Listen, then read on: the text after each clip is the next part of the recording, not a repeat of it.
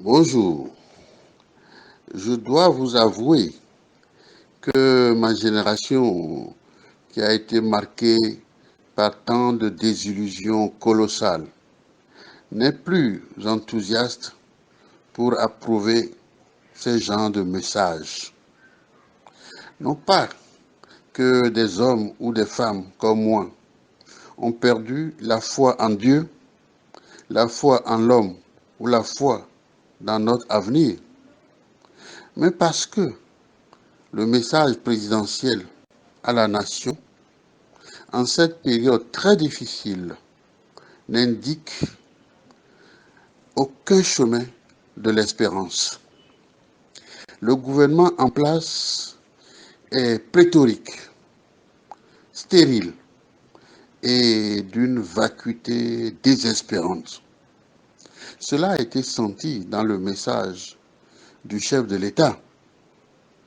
Cependant, je dois dire aux Togolais de garder espoir dans l'avenir de notre patrie, dans l'ordre, dans la discipline et en nous remettant au travail et en restaurant la justice sociale et l'intégrité morale, nous allons retrouver le chemin du progrès. Les Togolais doivent aussi savoir que c'est toujours une minorité créatrice et engagée qui a toujours rendu les sociétés meilleures. Oui, vous me parlez donc de l'élection présidentielle du 22 février et de la crise sanitaire. Et vous me demandez quel regard je jette sur ces événements, sur la gestion de ces événements par le gouvernement. Voyez-vous, nos élites politiques font tout pour copier ceux qui nous avaient fait esclaves et nous assujettissent à ceux qui nous avaient colonisés et ceux qui exploitent et pillent nos ressources nationales. Pour l'élection présidentielle du 22 février 2020, c'est maintenant du passé. Qu'importe ce que pensent les uns et les autres. En ce qui concerne la crise sanitaire, elle est une réalité et elle bouleverse radicalement le cours de la vie dans le monde. Pourtant, par la grâce divine, cette crise sanitaire nous épargne largement en Afrique. Mais sa gestion, qui entraîne une grave crise économique, sociale et fatalement politique, c'est ça qui me préoccupe.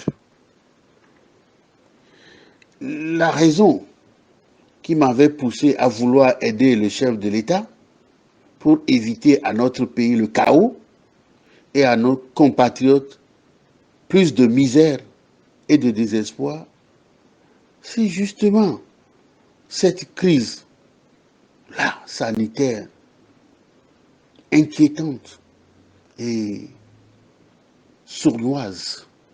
C'est cela. Et sa gestion est chaotique. Chez nos compatriotes, je vois et je sens plus de misère, de désespoir. Mais je garde la foi dans notre destinée et je prie pour plus de grâce et de bénédiction divine pour le Togo. C'est tout ce que je peux en ce moment espérer et souhaiter.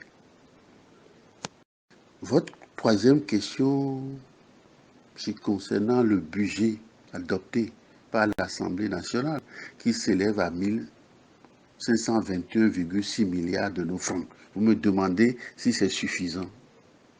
Non, ce n'est pas suffisant. Les budgets des nations ou des États reflètent les ambitions de ces nations, de ces États, leurs ambitions. Et on ne peut pas faire un budget et oublier que ce n'est pas la production, le travail et les ressources naturelles de ces pays-là qu'on présente un budget. Et ça doit pouvoir indiquer l'ambition d'une nation, d'un pays, d'un État et tout. Mais notre budget, 1521,6 milliards. Vous me demandez si c'est suffisant. Mais suffisant en quoi? Mais ce n'est pas le travail que vous produisez. C'est ça qui vous permet de projeter, de réaliser un certain nombre de projets et d'élever le niveau de vie des habitants du pays et le progrès du pays et sa place dans le monde. Mais quand vous dites que vous allez avoir des ressources de l'ordre de 800 et que vous projetez un budget de 1600 et vous comptez sur quoi? Sur l'endettement en permanence, chaque année et chaque mois, vous vous endettez. Et quelle dette? La plus mauvaise des dettes, c'est-à-dire des obligations, tous les mois. Et les Togolais ne travaillent pas assez. Et les injustices sociales, la misère. Et vous endettez le pays. Et cela vous permet de vous payer vos salaires, de payer les rémunérations des députés et donc tout le reste. Mais la population, cette masse-là qui vit dans la misère, dans la désespérance et tout. Est-ce que le budget est suffisant? Non, ce n'est pas une question d'être suffisant. Un budget doit refléter l'ambition d'une nation. Et ce n'est pas le travail, la créativité, les ressources nationales bien gérées et autres qu'on constitue un budget pour une nation et qu'on amène cette nation à travailler pour réaliser les ambitions que porte le gouvernement au nom de l'État, au nom de la société. Donc, ce n'est pas tout simplement une question que ça soit suffisant ou pas. Et tel qu'il était présenté et tel qu'il était adopté ce budget, j'ai vu cette permanence de la tragédie là qui tue notre pays. Un pays lourdement endetté, mal géré, avec des artifices du rebasage qui avaient été pourtant critiqués quand je l'avais présenté durant ma campagne présidentielle en 2003 et qu'on reprend maintenant. Non. Il y a trop d'incurie, trop de corruption dans le pays et trop d'à peu près. Le chef de l'État doit réaliser la gravité de la situation et cesser de favoriser les plus médiocres parmi nous, les plus corrompus et les plus pervers. Il arrive qu'un homme doit voir le danger, se ressourcer et rectifier. Il y a danger pour l'avenir du Togo si on continue comme ça. Avec 2 porte-parole d'un gouvernement. C'est quoi cette histoire? C'est du gaspillage. Et c'est une plaisanterie. Voilà. À quoi sert un budget? Pour avoir 2 porte-parole, pour que des soi-disant ministres cumulent des emplois, alors que les autres n'en ont pas. Ou qu'on nous dise, on donne des trucs pour certains et d'autres, et les autres. Où est la justice sociale? Où est la justice sociale? Tous les enfants de la République sont égaux et ils sont tous des enfants de Dieu. Et tout doit être fait pour l'égalité Pas certains aujourd'hui et d'autres dans 1 an ou dans 2 ans et tout. Non, ça ne se fait pas. Ce sont des injustices sociales. Et ces injustices sociales nous conduisent inévitablement vers des soubresauts sociaux, vers des violences, des crises. Que Dieu Tout-Puissant nous aide.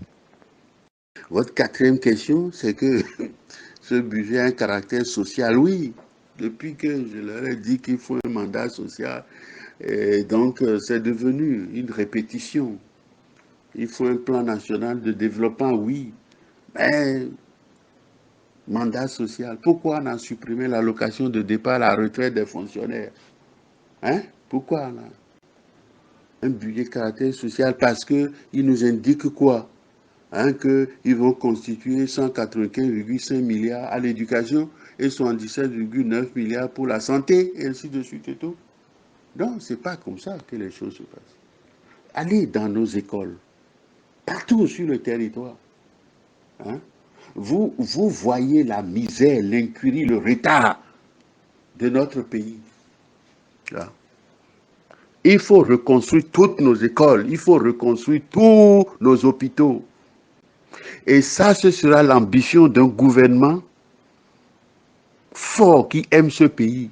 Pas des gens qui s'amusent, qui se baladent dans le pays, qui vont voir des micro-projets et tout, et qui pensent que, bon, ils sont en train de travailler. Non, nous sommes plus intelligents que ça. Nous travaillons plus que ça, nous sommes plus créatifs que ça. Il faut de l'imagination créatrice au pouvoir. Au-delà de l'imagination synthétique et tout ça, il faut maintenant de l'imagination parce que le monde est entré dans une phase nouvelle. La crise sanitaire se transforme en crise économique et sociale, elle peut devenir des crises politiques dans certains endroits du globe. Et ça va être très dangereux. Notre pays est menacé ainsi. Oui. Alors avec toutes les injustices sociales, toutes les incongruités et autres, nous allons où? Des gens qui sont ambitieux, qui se baladent, qui croient qu'ils travaillent, qui font rien du tout, qui font reculer ce pays, qui font perdre du temps à notre nation. Ils écartent les meilleurs. Ils nous font du mal. Hein? Ils nous abusent. Et ils sont 34 là, dans un gouvernement avec 2 porte-paroles et tout ça. Ils font du gaspillage. Hein? C'est de l'incurie, ça. C'est ça. Hein? Mathieu, c'est ça. C'est ce qui est révoltant. C'est pour ça que j'ai demandé à aider le chef de l'État malgré tout. Parce que je vois la souffrance, la misère de mes frères et sœurs. Et des autres frères et sœurs qui sont dans la diaspora, qui ne peuvent pas rentrer. Parce que rien n'est fait pour ça. Les gens s'amusent. Ils s'amusent. Parce qu'ils sont parvenus à des niveaux et tout. Ils peuvent voler, corrompus et tout. Ah oui, le chef d'État lui-même a réalisé qu'il y a une minorité qui s'accapare des ressources nationales. Ils sont contents d'eux. Hein? Et pour le reste, ils font de l'autoritarisme, de l'abus des droits de l'homme et ainsi de suite et tout. Alors, c'est là que se trouve le danger pour l'avenir. Alors, chers amis, je ne veux pas aller au-delà de ça. Je vous remercie et je demande à Dieu Tout-Puissant de nous aider, de nous venir en aide, de nous assister, d'inspirer le chef de l'État, de lui faire comprendre que quand on est chef de l'État, il faut s'entourer des meilleurs. Il faut s'entourer des meilleurs, pas des plus serviles. Hein? On dit chez nous, le tonneau vide fait du bruit, et ça n'apporte rien. Ce pays est en danger.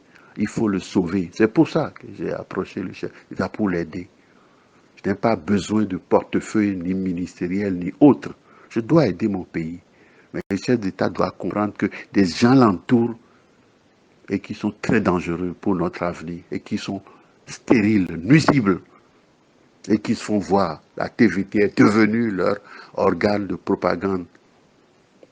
Regardez-moi, mes Komda, je fais, ils font rien. Le pays va au chaos. Donc que Dieu nous protège.